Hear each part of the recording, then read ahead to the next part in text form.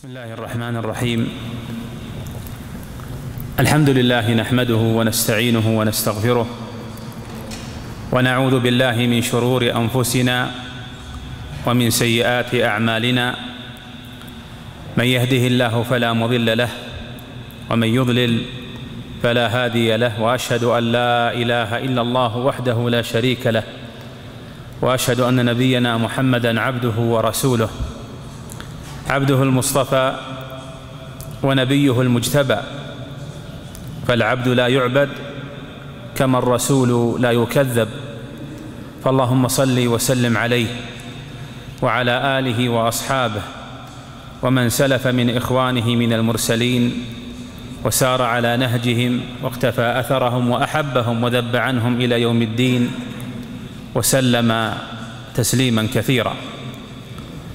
أما بعد، أيها الجمع الكريم، أيها الأفاضل، إذا طلعت شمس النهار فإنها أمارة تسليمي عليكم فسلموا، سلام من الرحمن في كل ساعة، وروح وريحان وجنات وأنعم. أما وقد غربت الشمس وأدينا بعدها فريضة من فرائض الله علينا، فسلام الله عليكم جميعا ورحمته وبركاته.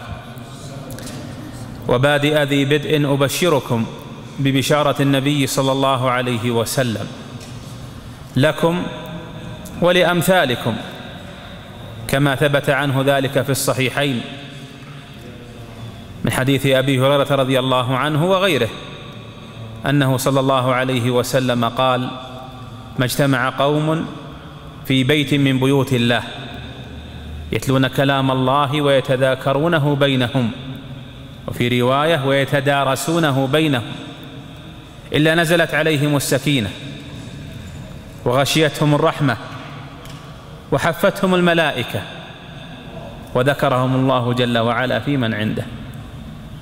نزلت عليهم السكينة، وهذه السكينة بادية فيكم وعليكم، فاجتماع الناس في بيوت الله ليس كاجتماعهم في الأسواق والشوارع والملاعب والشواطئ في صخب وارتفاع أصوات وربما سب وشتم وأذية، وإنما سكينة ظاهرة فيكم وبادية عليكم. وغشيتهم الرحمة أي عمتهم، ولهذا من أسماء العذاب يوم القيامة الغاشية، لأنها تغشى الناس أي تعمهم. والدخان وهو من علامات الساعة الكبرى ذكره الله في سورة الدخان في قوله: يغشى الناس هذا عذاب أليم، أي يعمهم. قال: وغشيتهم الرحمة أي عمتهم، سواء من جاء لمجلس العلم يريده قاصدا له، أو من مر لغير هذا المراد، كما جاء في حديث يوم عرفة أن الله جل وعلا يتفضل على أهل الموقف برحماته، وأن ينصرفوا مغفورا لهم، فتقول ملائكة الله: يا ربنا إن معهم فلانا جاء لحاجة، فيقول جل وعلا: هم القوم لا يشقى بهم جليسهم، أي تعمهم رحمة الله. وكذلك من اجتمعوا على مائدة ذكره وعلى ما يقرب للزلفى لديه تعلما وتعليما ومذاكرة لكلامه، فإنها تغشاهم رحمته جزاء من جنس العمل، وهل جزاء الإحسان إلا الإحسان. الثالثة: وحفتهم الملائكة. أتدرون يا رعاكم الله أي ملائكة؟ إنهم ملائكة مخصوصون يسيحون في الأرض، سيارة سياحة في أرض الله، تستتبع مجالس الذكر ومجالس العلم، ليس لها إلا هذه الوظيفة، تتبع مجالس الذكر ومجالس العلم. فإذا رأت هذه المجالس نادى بعضها بعضا أن هلموا إلى مجالس الذكر وارتعوا كما ترتع البهيمة في الربيع، تستأنس به من مكان إلى مكان. ولهذا جاء في صحيح مسلم في هذا الحديث في ألفاظه: فتحفهم هؤلاء الملائكة وبعضهم فوق بعض بأجنحتها إلى أن تبلغ السماء الدنيا، تشهد لهم باجتماعهم في هذه المجالس وتحفهم وتستغفر لهم. والرابعة: ولو لم يكن من الفضل إلا هي لحسبكم بها فضلا وشرفا ومثوبة ولطفا منه سبحانه بعباده وأوليائه. قال عليه الصلاة والسلام: وذكرهم الله جل وعلا في من عنده. نعم، كما جاء في الحديث القدسي الذي يرويه نبينا صلى الله عليه وسلم عن ربه عز وجل: أنا عند ظن عبدي بي فليظن عبدي بي ما شاء، من ذكرني في نفسه ذكرته في نفسي، ومن ذكرني في ملأ ذكرته في ملأ خير منهم.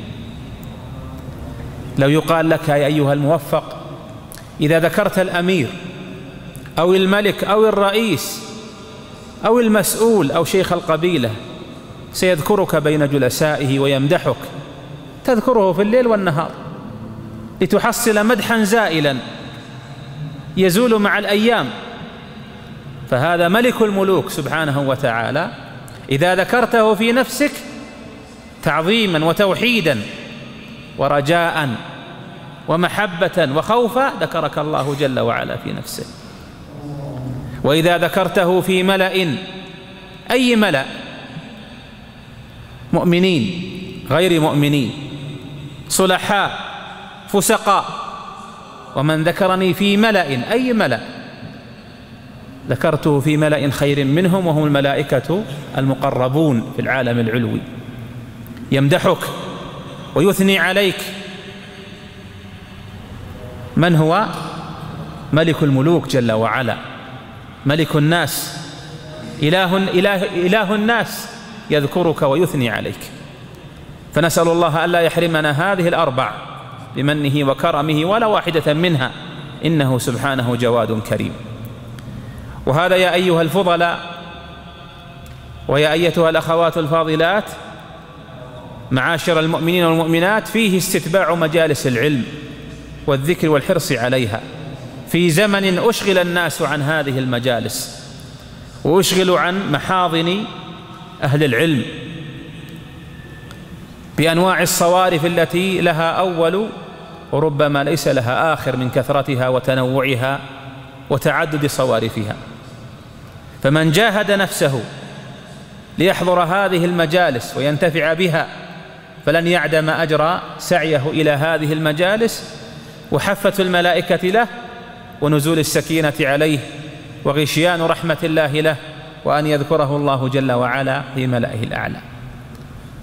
والوقت ليس بالطويل، والدليل أن الإنسان يمضي أوقاته الكثيرة بما لا فائدة فيه ولا طائل تحته، بل ربما أمضى كثير وقته فيما يضره. انظروا أهل الأسواق كيف يمضون فيها الساعات الطوال، لا يكلون ولا يملون ويدفعون فيها من مخابيهم، ولا لا يا أخواني؟ وأهل الكرة والملاعب يأخذ الوقت منهم نصف نهارهم مع نصف ليلهم،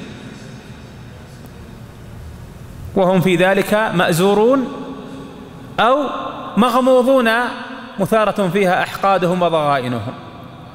أما من جاء إلى مجالس العلم ومجالس الذكر فهو غانم من حين ما يخرج إلى أن يرجع، إن صحت نيته عند ربه جل وعلا. وكلما استحضر النية كلما تضاعفت مثوبته وعظم نواله عند ربه سبحانه وتعالى. حديثنا يا أيها الإخوة عن العلم والعلماء، وهو الحديث الذي تنقضي عنه الساعات بل الليالي ولما ينتهى منه، لا سيما في هذا الزمان، زماننا الذي نعيشه والفتن فيه متواردة متكاثرة، ومستقبل الأيام حبلى بأنواع من الفتن، كفانا الله وإياكم والمسلمين شر ما تضع، حتى تحقق وعيده عليه الصلاة والسلام بفتن كقطع الليل المظلم ينسي آخرها أولها. أي تأتي الفتنة فيستعظمها الإنسان، ثم تأتي بعدها أخرى رادفة لها فتنسيها، وتأتي الثالثة فتنسي الثانية، وهكذا. في خضم هذه الفتن والاضطرابات والتموجات نحتاج إلى أسباب العصمة منها والنجاة منها دينا ودنيا، لعلنا أن نكون من أهل النجاة ومن أهل السعادة. إن أعظم أسباب النجاة من الفتن يا أيها الإخوة فتن الدين أولا، وفتن الدنيا ثانيا، فتن الشهوات، وأعظم منها فتن الشبهات، هو بالعلم استمساكا به وسلوكا لطريقه واعتصاما بسبيله والتفافا حول أهله واجتماعا عليه. هذا والله يا أيها الإخوة جرب منذ عهد النبي صلى الله عليه وسلم لما بعثه الله بهذا العلم، وما بعث الله نبينا إلا بالعلم. قال الله جل وعلا في آية آل عمران: فمن حاجك فيه من بعد ما جاءك من العلم فقل تعالوا ندعو أبناءنا وأبناءكم ونساءنا ونساءكم وأنفسنا وأنفسكم ثم نبتهل. والعلم الذي جاء به النبي عليه الصلاة والسلام هو علم الوحي، علم الكتاب، علم السنة. رفع الله جل وعلا به أولياءه من الجاهلية الجهلاء، من الظلام الدامس بهذا النور، فمن استمسك به وسار عليه واعتصم به فهو السالم الناجي، ومن كان بضد ذلك فهو بضده. في مجالس الناس، في أحاديثهم، في اضطرابات الدول حولهم، صغيرهم وكبيرهم، عاقلهم وقليل إدراكهم، يطبقون على أنه زمان الفتنة. هذه الفتن إذا ما المنجى منها؟ إنه بالعلم، ولا يتأتى العلم إلا إذا أجل وعظم هذا العلم، فتحصل منه عندئذ هذه المهابة أولا في قلبك، ثم التوجه إليها بقصدك وعملك وقولك. والشريعة الغراء في مصادرها في الكتاب العزيز وفي سنة النبي صلى الله عليه وسلم الصحيحة استفاضت دلائلها على تعظيم هذا الشأن، تعظيم العلم وتعظيم العلماء ورد الأمر إليهم والصدر عنهم. في سورة النساء عاب الله جل وعلا على المنافقين، وكلما تقدم الزمان وبعد عن عهد النبوة كلما كان ظهور النفاق وأعلام أهله أكثر، إلى أن يطبق الشر على الأرض ولا يكون فيها خير، وعلى هؤلاء تقوم الساعة. في الحديث الصحيح يقول صلى الله عليه وسلم: إن شر الناس عند الله منزلة يوم القيامة من هم؟ من تدركهم الساعة وهم أحياء، والذين اتخذوا قبور أنبيائهم مساجد. ما العلاقة بين هذين الصنفين؟ العلاقة بينهما علاقة ظاهرة في ودع العلم وتركه وإهماله وعدم الرجوع إليه، وإنما بتغليب الجهل بطرائق الهوى بأنواعه الذي يوصل إلى الشرك.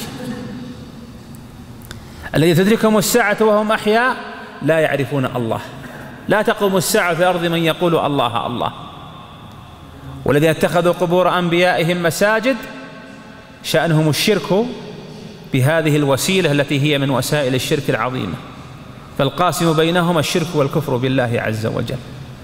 وهذا لا يتأتى إلا باستحكام الجهل وارتفاع العلم وضياعه إذا أهمله أهله.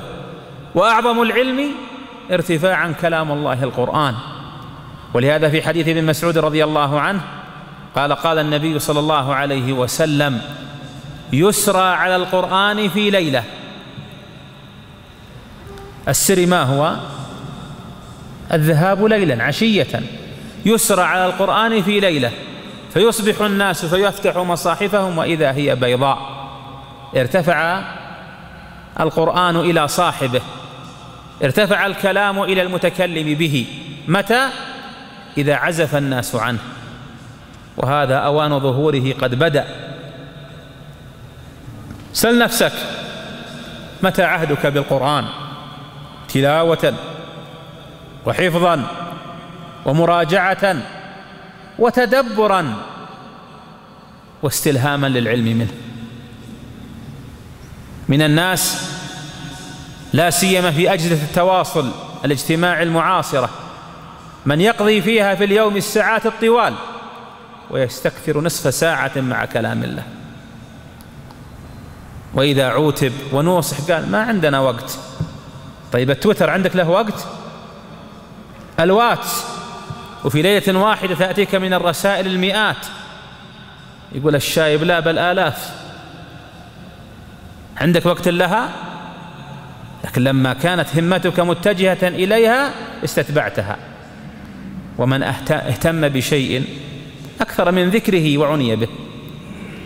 إذا هجر الناس القرآن هجروه علما وهجروه عملا.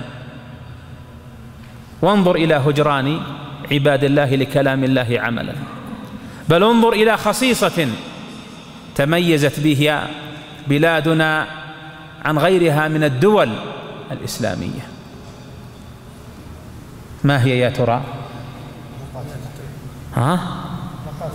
حتى غيرنا عندهم حلقات تحفيظ أبشركم، في مصر والسودان والأردن والخليج وغيرها.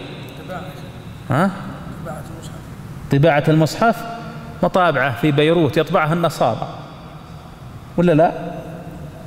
ما خصيصة بلادنا على الدول؟ أحسنت، جابها الشايب. خصيصة هذه الدولة المملكة العربية السعودية على غيرها من الدول أنها تحكم شرع الله، تتحاكم في محاكمها إلى ماذا؟ إلى الدستور؟ إلى القبيلة والأعراف والسلوم القبلية؟ أبدا، وإنما إلى شرع الله. أدر طرفك في دول المسلمين في بلدان الأرض شرقها وغربها، من يحكم شرع الله؟ ليس فقط في الحدود، في المعاملات، في الخصومات، في النزاعات، في النكاح، في الطلاق، في العدد، في الحضانة، في الرضاعة، في النفقات. من يحكم شرع الله؟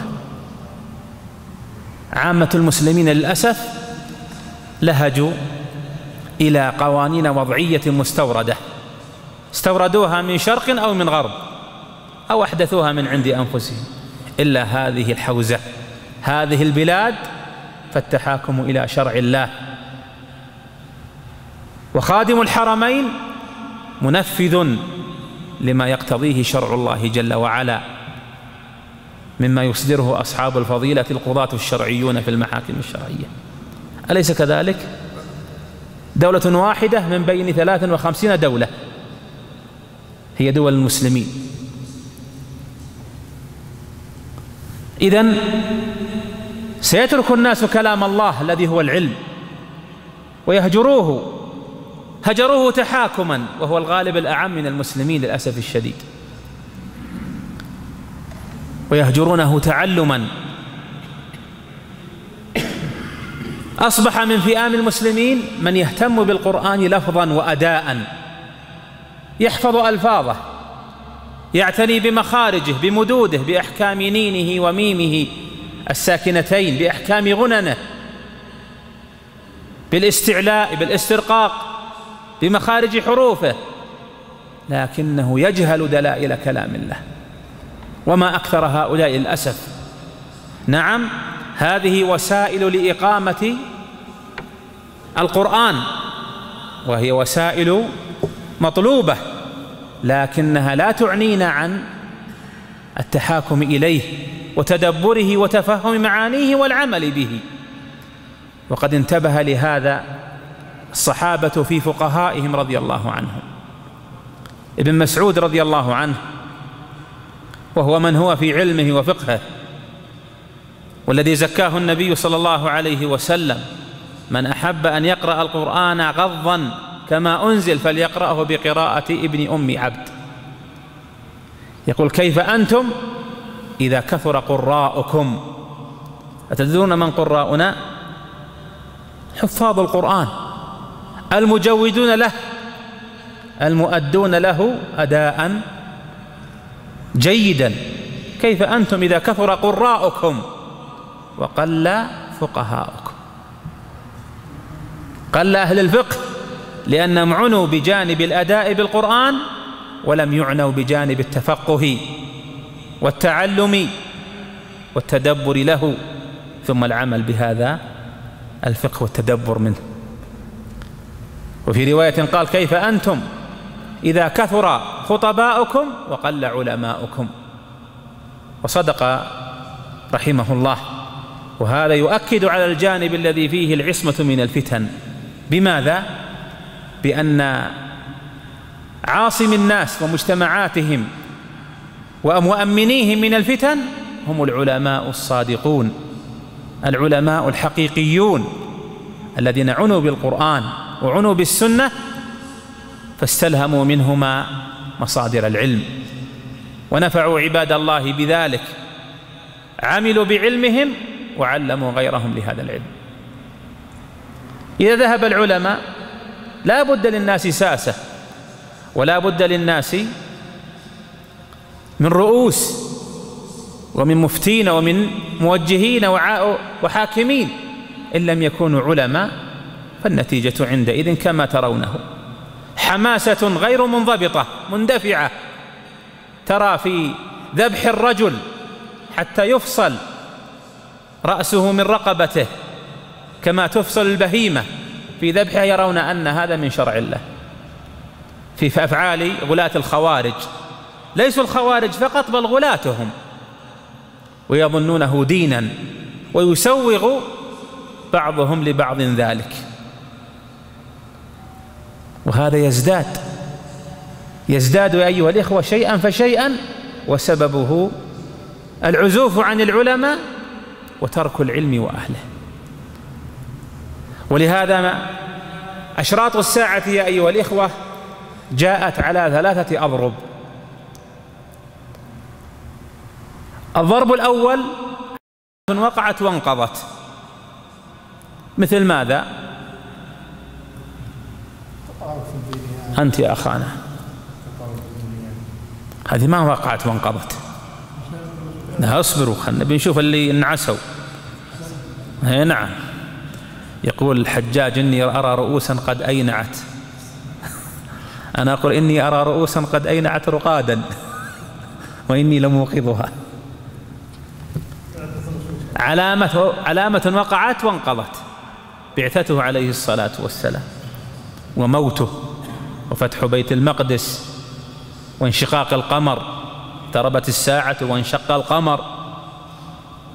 هذه وقعت وانقضت. وعلامات لم تقع بعد، وأشهرها العلامات 10 الكبرى. ما هي؟ ترى الأخوان حاطين لكم جوائز، وحنا نبي نحتال عليها، ما نخليها في السحب، نخليها في إجابة الجوائز. أعطونا غيرها ولا بدينا لهم هذه؟ ها، اللي يعرفها 10 أعطينا يمناه. لا عدمناه، كل 10 مو بعضها. أنا ما أبيع بالتقسيط، اللي بيعطيني إياها كلها يستاهل الجائزة. ها، علامات الساعة 10 الكبرى يا أخواني. أنا ما سألتكم عن أسماء لاعب المنتخب، الله يخلف على شباب المسلمين. علامات 10 كبرى واقعة لا محالة. من يعرفها كلها؟ تفضل. هذه آخر واحدة. ها، كسوف 3. أحسنت. الدابة، الدجال، ما نقبل الغش، لا تغشغشون في بيت الله وتغشون، ما الصلاح اللي يقهركم. طلوع الشمس من أين؟ من المغرب. نزول عيسى لا قصر، ورا ما قصر. كم ذكرت الآن؟ 8، باقي 2، بقي 2. لو نسأل واحد منكم عن أسماء لاعب النصر ولا الهلال ولا المنتخب كان جابهم كلهم. لا بل لو سألناهم عن أسماء لاعبي برشلونة وتشيسلي وتشيلي أو غيره جابهم كلهم. الدخان، فارتقب يوم تأتي السماء بدخان مبين يغشى الناس هذا عذاب أليم. تفزع يا أخي خالد. الدابة عطوه جائزة على قدر 9 اللي جابها.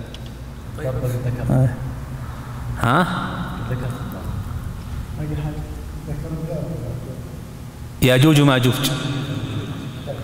10 علامات كبرى لم تقع بعد: طلوع الشمس من مغربها، وخروج الدابة على الناس ضحى، والدخان، والدجال، ونزول عيسى بن مريم،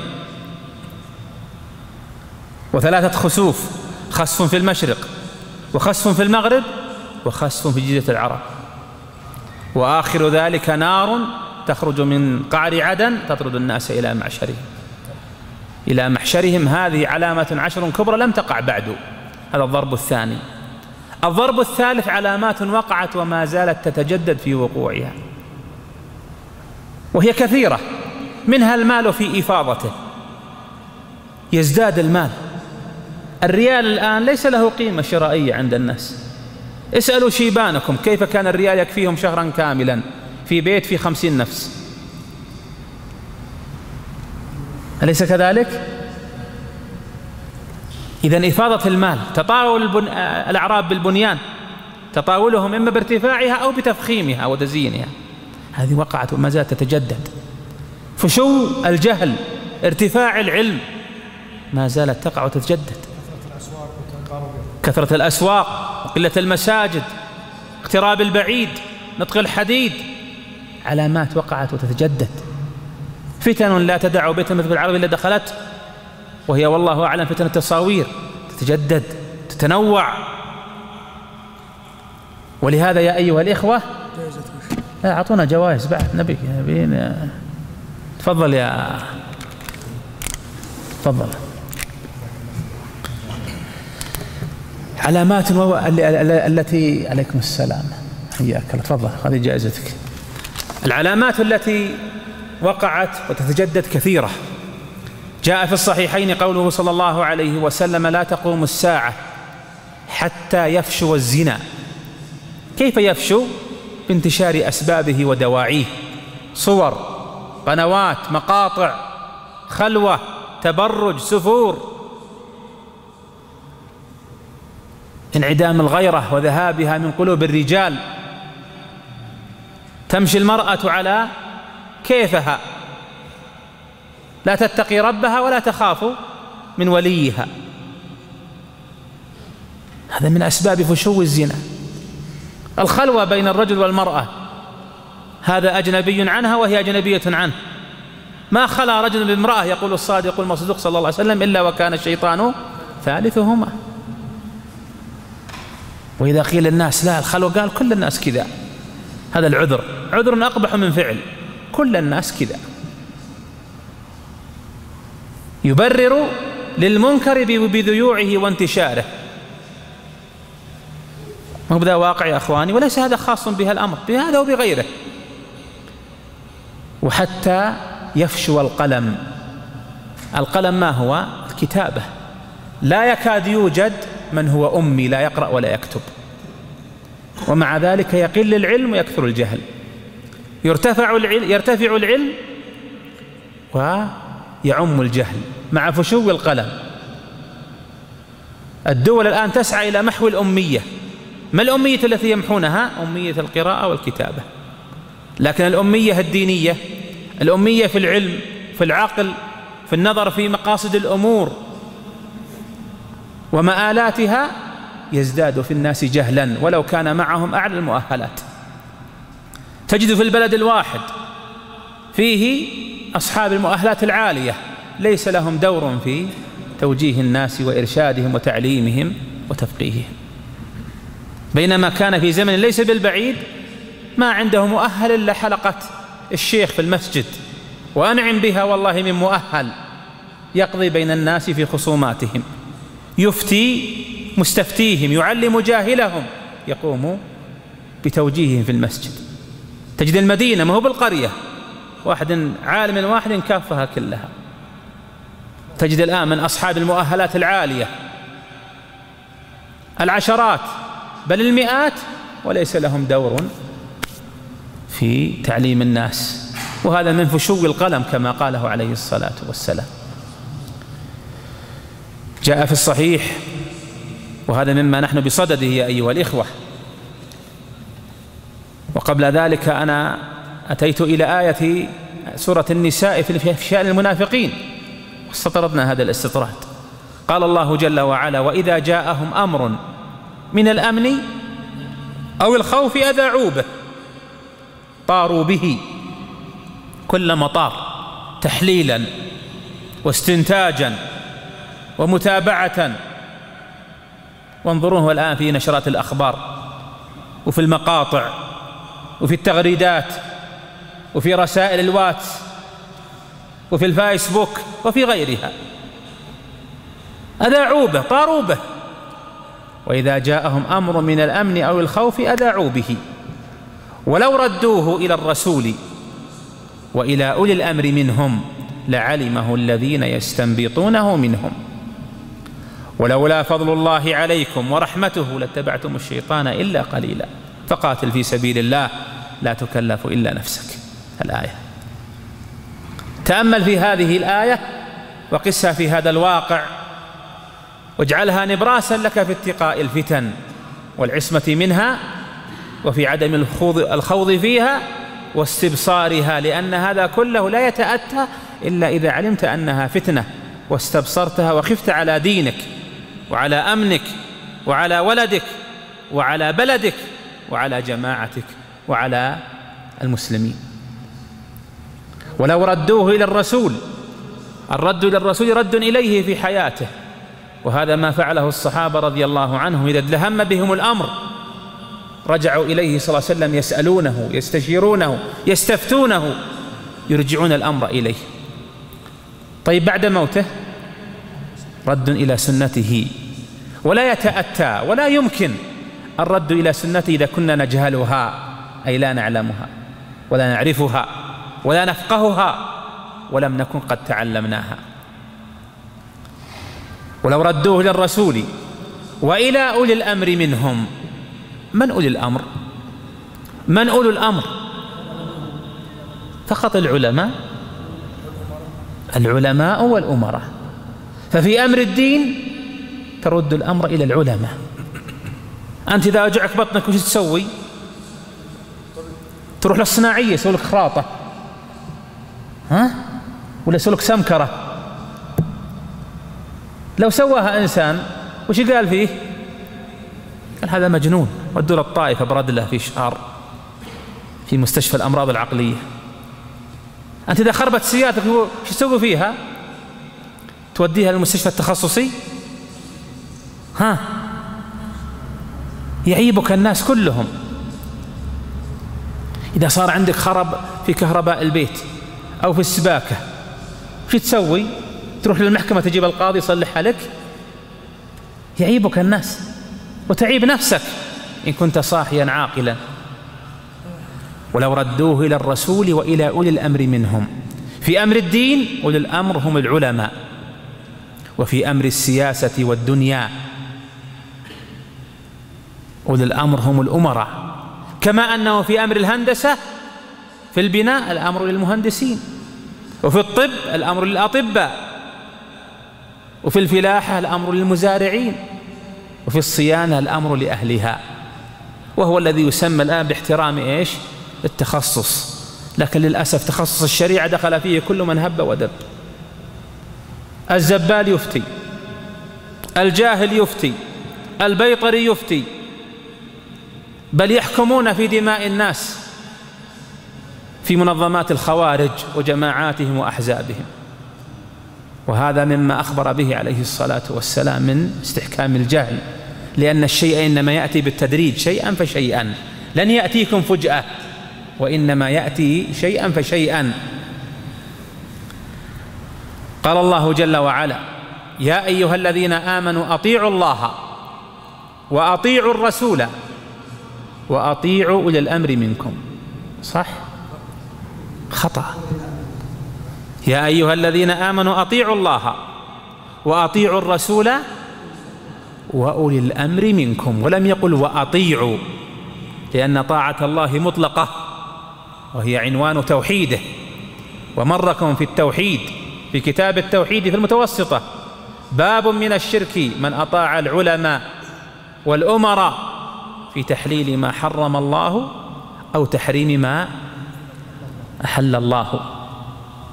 وهذا أحد أنواع الشرك الأربعة. أصول الشرك ترجع إلى 4 أمور. من يذكرها لنا يا أخواني؟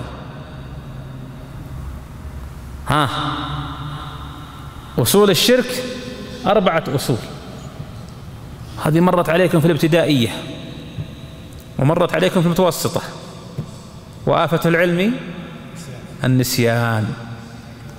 وين نحن عيال التوحيد ورضعنا التوحيد وأهل التوحيد؟ الله يخلف علينا. تسلم يا شايب. الشرك الأكبر والشرك الأصغر والشرك الخفي. هي 3. وين الرابع؟ أصول الشرك 4 يا أخواني.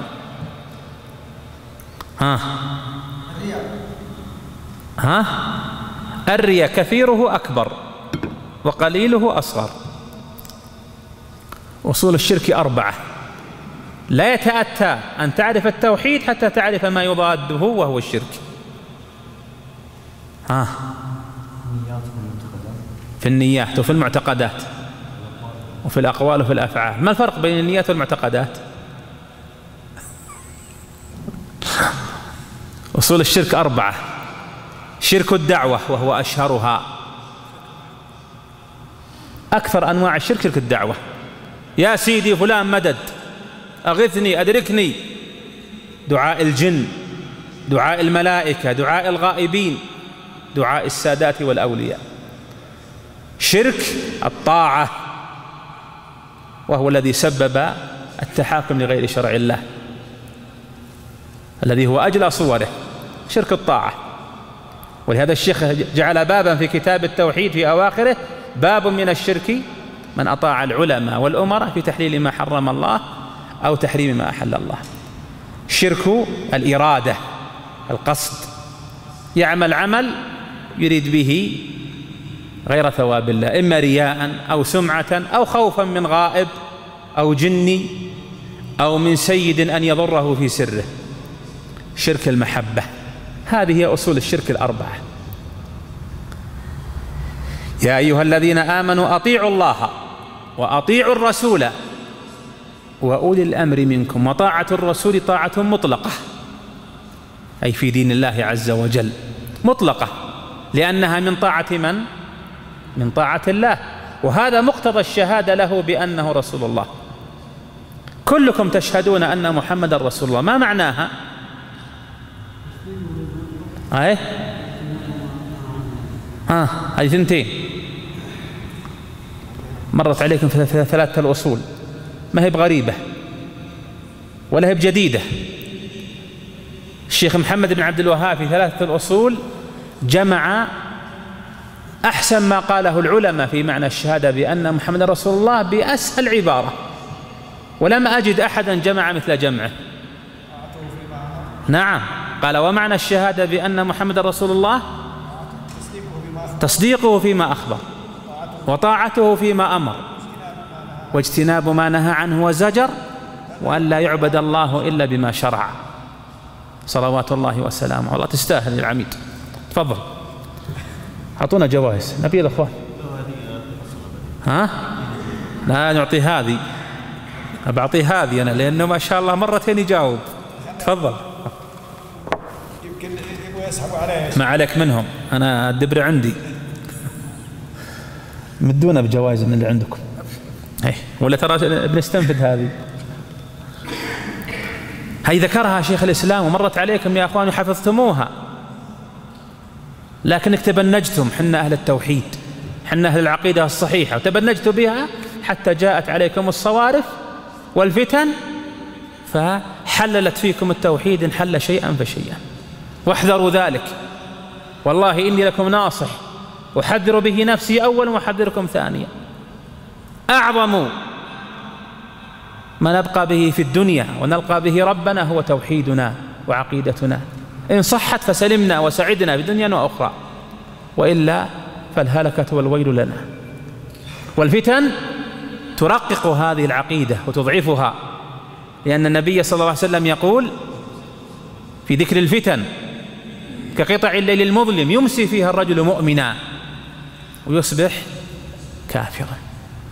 ما بين إيمانه وكفره مساء ليلة، يصبح مؤمنا ويمسي كافرا. ما بين كفره وإيمانه هو سروح الصباح، يبيع دينه بعرض من الدنيا، أي خفت عليه عقيدته، خف دينه حتى مايز وزايد وجامل على حساب دينه، فباعه بعرض يسير زائل من عرض الدنيا.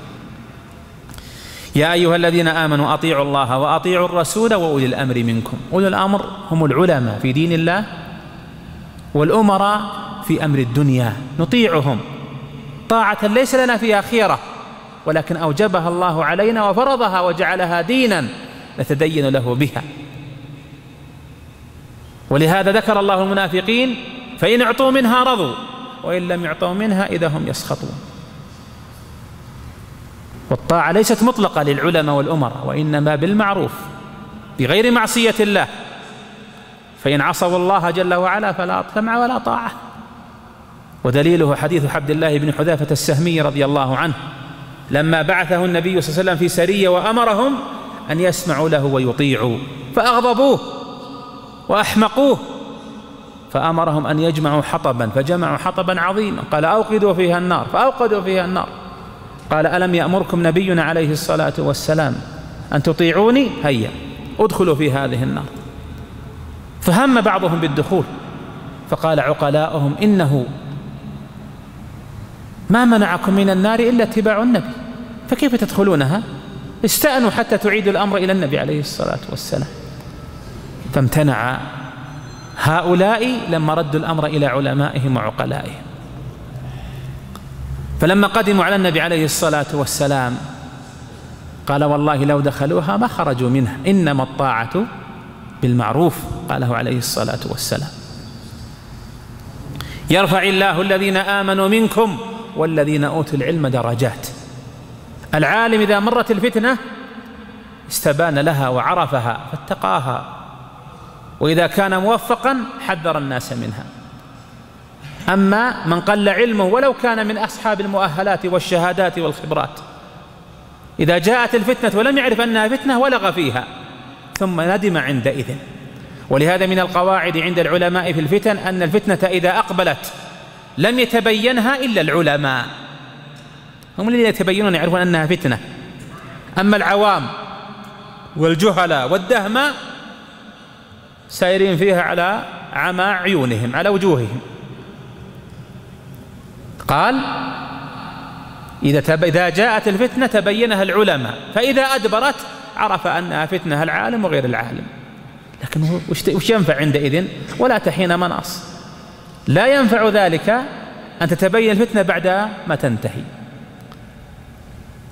لما أفتى شيخنا الشيخ صالح الفوزان فيما يجري في الدول العربية بما يسمى في الإعلام الذي طغى على عقول الكثيرين بالربيع العربي، سماها الشيخ فتن، استعظمها كثير من الناس حتى بعض الفضلاء. والآن تبين أن كلام العالم راسخ وكلام المهايط هياط مثله، ولا لا يا أخواني؟ لأن الفتنة إذا جاءت استبانها وتبينت للعالم وأما صاحب الغرض والذي له هدف والذي ليس من أهل العلم وإنما رأسه الناس لحماسته وبلاغته وكثرة إهياطه يرفع بها رأسه. لكن العالم يتبين الفتنة. يرفع الله الذين آمنوا منكم والذين أوتوا العلم درجات. إنما يخشى الله من عباده العلماء. ألا يكفينا هذا أن نحرص على العلم ونبتغيه ونطلبه ونسعى إليه ويكون هو خجيران لعلنا أن ننجو من هذه الفتن؟ إذا قارناها بواقعنا القريب وإذا نحن في شيء عظيم من شدة حاجتنا للعلماء.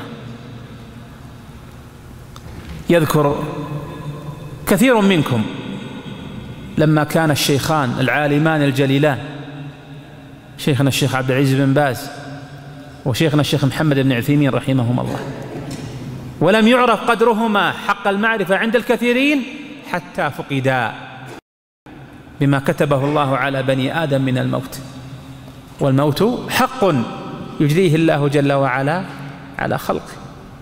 فلما ذهب هذان العالمان الجليلان وجد الناس أثرهما وفقدهما ليس في بلدنا خاصة بل في بلاد الدنيا. كيف وفي خضم 15 سنة أو 16 سنة فقدت بلادنا وأمتنا عددا من أهل العلم، ما هو بواحد ولا اثنين، كوكبة من كبار العلماء. وما النتيجة؟ تخبط الناس يمنة ويسرة حتى جعلوا علماء من ليسوا علماء. التويتر فيه ناس يفتون، القنوات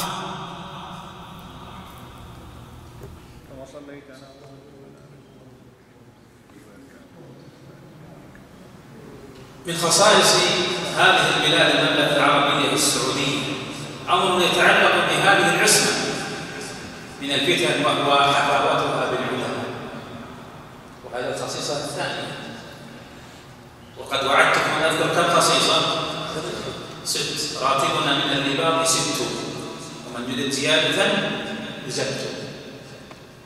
الخصيصة الثانية أن هذه الدولة المملكة العربية السعودية، الدولة السعودية في مراحلها الأولى والثانية والثالثة من معالمها احترام العلماء وإجلالهم وتوقيرهم، بل ترابط العلماء مع الأمراء من أولهم إلى هذا الزمن. من يجلس عن يمين ولي أمرنا وعن يساره؟ كبار العلماء. لما قام الإمام الشيخ محمد بن عبد الوهاب بدعوته في أي سنة قام بالدعوة التجديدية الإصلاحية العائدة بالناس إلى أصول الملة المجددة له من درس من معالم الدين؟ في أي سنة بدأ الشيخ دعوته؟ 1115 ميلاد الشيخ.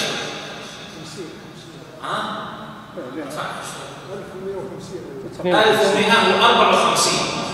الله تستاهل الجائزة. تفضل.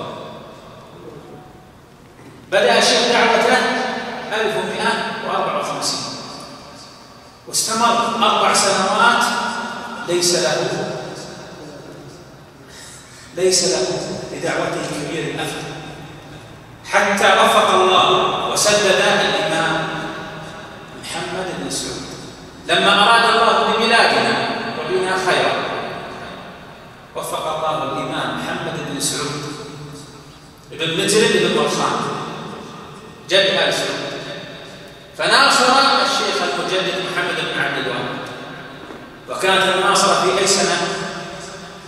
بعد هذه السنة ب3 سنوات، عام 1157 قامت عندئذ دعوة وقامت بظلالها دولة، وما زلنا نتفيأ خلال هذه الدعوة والدولة إلى هذه السنة، من عام 1157 إلى هذه السنة، وإلى أن يشاء الله جل وعلا.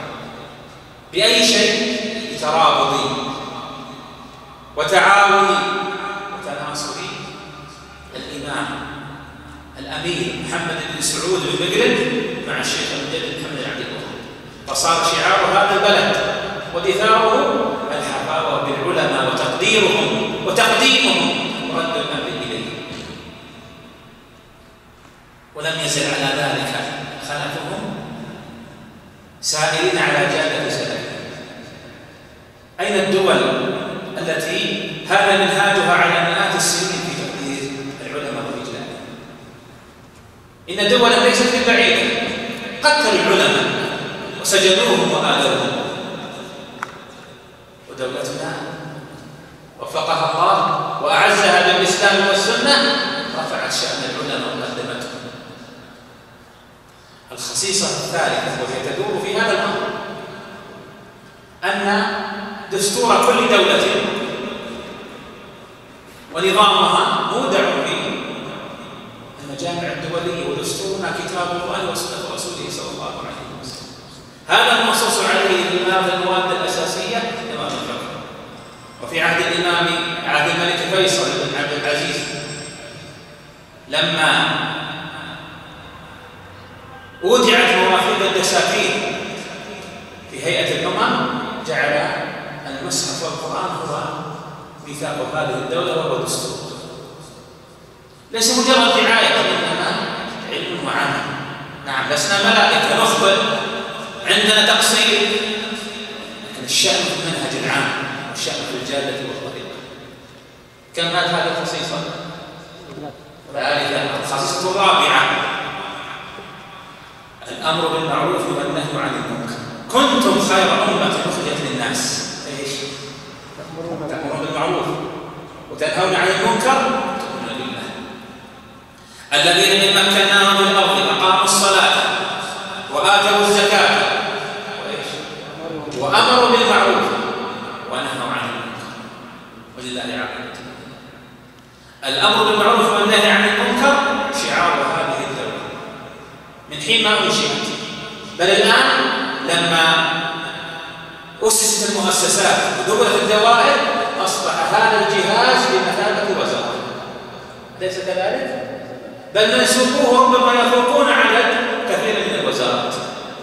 أين هذه الخصيصة في بلدان الدنيا مسلمها وغير مسلمها؟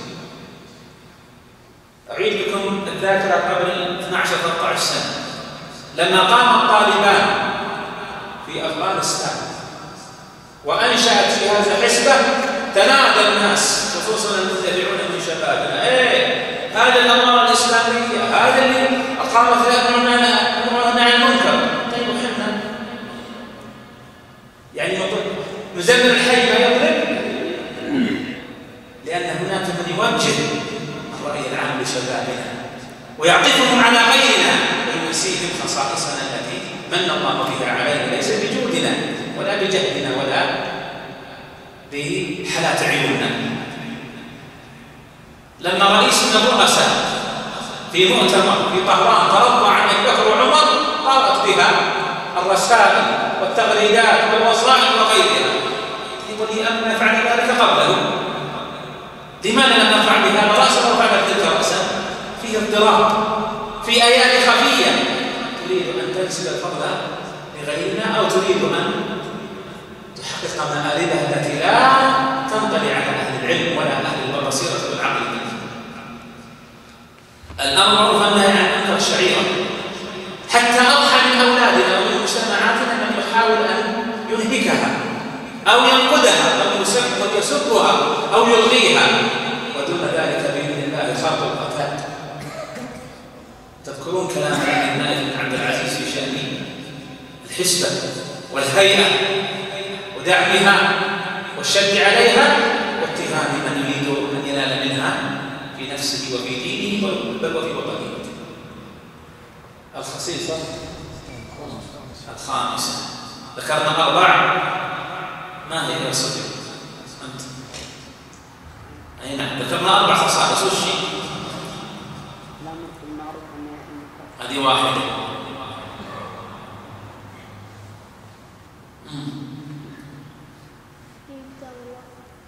تحكيم شرع الله. أحسنت، أنت أخوه ما شاء الله. يلا تعالوا يا أخوان. ثالثا دستورنا وش؟ القرآن والسنة. رابعا إجلال واحترام من؟ العلماء. تعال أعطيك كتاب أعطيك كتاب، الله يستاهل. خذ هذا واحد عندك واحد عند أخوك. الخصيصة الخامسة رعاية الحرمين الشريفين. والله من دولة ودولة تتمنى أن يكون لها الحرمين الشريفين عناية وفخر واعتزاز تفخر به على الأمة. وانظروا ما بذل بهذين المسجدين العظيمين، عمارة حسية وعمارة معنوية، وتأمين للسبيل إليهما حجا وعمرة وزيارة. الخصيصة الخامسة السادسة دق بالحساب تقول العشرة.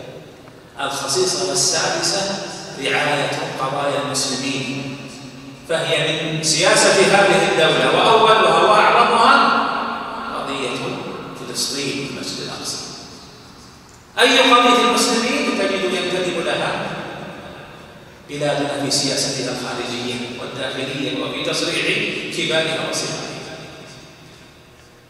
ويدخل في ذلك الدعوة إلى الله، قيامة المراكز والمساجد، وتهيئة سبل الدعاء. دعاتنا في الخارج التابعون لوزارة الثقافة من 3000 داعية. لماذا؟ قياما بهذا الواجب، ببعض الواجب ما قبل الواجب كله. أين تجد هذه الخصيصة عند غيرنا؟ 6 خصائص ميزنا الله بها، نحافظ عليها ونستمسك بها ولا نغتر ولا نتفاخر بها على الناس، وإنما نحمد الله عليها ظاهرا وباطنا، وبسببها فجر الله لنا خيرات الأرض والسماء،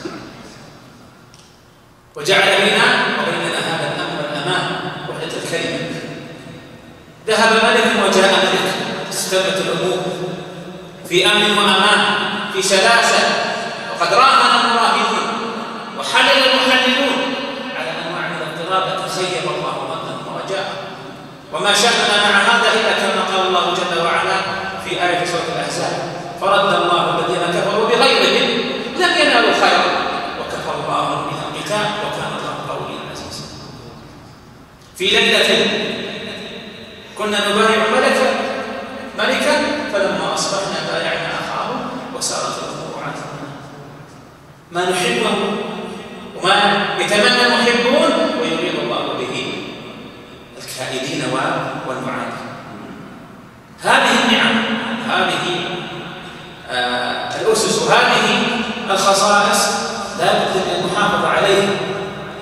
وأنتم معاشر الشباب اسألوا آباءكم كيف كانوا لتعرفوا أن هذه النعمة لن تبقى إلا بالمحافظة عليها. لئن شكرتم لأزيدنكم وإن كفرتم إن عذابي لشديد.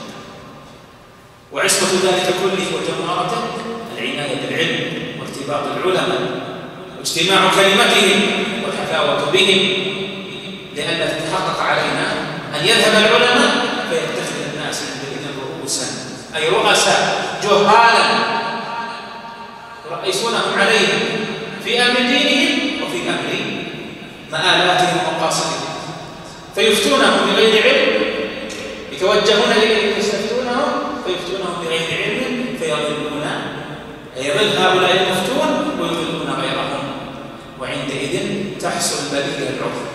الدجال إذا جاء يا أيها الإخوة وإذا خرج يقف له العلماء، يمر الدجال على الأعرابي في ذوده فيدعوه يقول أنا ربك، يقول له الأعرابي بدو تسلم وتعالوا يا الدجال الكذاب الذي منافيك، فيحلم عليه الدجال ويتخذ معه أساليب سعة الصدر والتلبيس، يقول أرأيت إن أحييت لك أباك وأمك تؤمن بي؟ يقول الله المحيي المميت هو الله، والدجال معها جن وشياطين فيغادره يروح عنه فيرسل هؤلاء الجن والشياطين فيتمثل في صورة أبيه وصورة أمه، فيأتيه الشايب يمشي على العصا والعجوز عليها جلالة يمشون، وهذا عن زوجه عن دبله عن دبشه عن غنمه، فلان أبوي أنت أمي ما كنت أموات، كنا أموات فأحيانا ربك الذي كفرت به، فيذهب ما بقي عنده من علم فيتبع ويظن انه ربه. والذي جاءوه انما جاءوا شياطين لبسوا عليه بانواع التلبيسات، وهذه اعظم اسباب الفتن الان. الشبهات والتلبيسات التي اتخذت وسائل كثيره، وجاءت الوسائل المعاصره في وسائل التواصل وغيره وكرستها وزادتها واذاعتها ونشرتها. يقول عليه الصلاه والسلام: يدخل 300 من اتباع الدجال على العالم لا يصرفونه عن دينه وعن عقيدته لان راسخ. وهذا من اعظم اسباب العصمه من هذه الفتن والوقوع في مدلهمات. انظروا الان فيما يتنادى به الناس في الدول المجاوره. داعش ما تسوي في المسلمين وغير المسلمين، قبلها القاعده وبعدها ما نقول في مصر وغير مصر، جماعات واحزاب ورايات. فيهم عالم واحد؟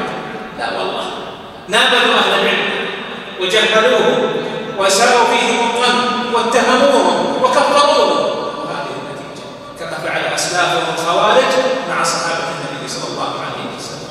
قتلوا عثمان، قتلوا عليا، وكفروا من رضي بحكمهما وإمامهما. اللهم صل على محمد وعلى آل محمد كما صليت على إبراهيم وعلى آل إبراهيم في العالمين إنك حميد مجيد. اللهم إنا نسألك بأسمائك الحسنى وصفاتك العلى يا حي يا قيوم يا ذا الجلال والإكرام. اللهم اعصمنا من الفتن ما ظهر منها وما بطن. اللهم اعصمنا والمسلمين من الفتن ما ظهر منها وما بطن. وإذا أردت بعبادك فتنة تغلبن إليك غير مفتونين. اللهم آمنا في أوطاننا. اللهم أصلح أئمتنا وولاة أمورنا. اللهم اجعل ولاياتنا المسلمين فيمن خافك واتقاك واتبع رضاك. اللهم هيئ لهم بطانة صالحة تدلهم على الخير وتعينهم عليه، واجعلنا وإياكم هداة مهتدين. اللهم من أراد ببلادنا أو بأمننا أو بالمسلمين سوءا اللهم فأشغله بنفسه. اللهم من أراد بنا وبهم مكيدة اللهم فاجعل تدبيره تدبيرا عليه. اللهم من ضار بنا فضره، ومن كاد له فكد له، ومن أراد انفلام كلمتهم واجتماع كلمتهم ومن خلفهم اللهم فعليك بهم واجعلها عليهم سنين كسني يوسف يا ذا الجلال والإكرام. اللهم إنا نسألك علما نافعا وقلبا خاشعا لسانا ذاكرا وشفاء من كل داء. اللهم اغفر لآبائنا وأمهاتنا واغفر لعلمائنا وبارك في من بقي منهم واجزهم عنا وعن المسلمين والإسلام خير الجزاء وأوفر يا ذا الجلال والإكرام. قلت لكم قبل قليل يا أخوان على مدى من عام 20 إلى هذه السنة 16 سنة فقدت بلادنا وفقدت الأمة علماء كبار خلال 16 سنة، وما بقي إلا قلة من المشايخ الكبار. تخيل أنفسكم بعد 40 سنة وش الغد وش المصير إذا ذهب هؤلاء الشيبان الباقين. هذا يجعلنا نهتم بالعلم ونعظم من شأنه، نبتغي له طريقا حتى ما نعيش في زمان يكون كل إنسان هو اللي يفتن نفسه، يضرب مضربا في طريق حتى تختلف الكلمة وتشرذم الناس يتفرقون ولا يكون لهم رابط. والله أعلم. صلى الله وسلم.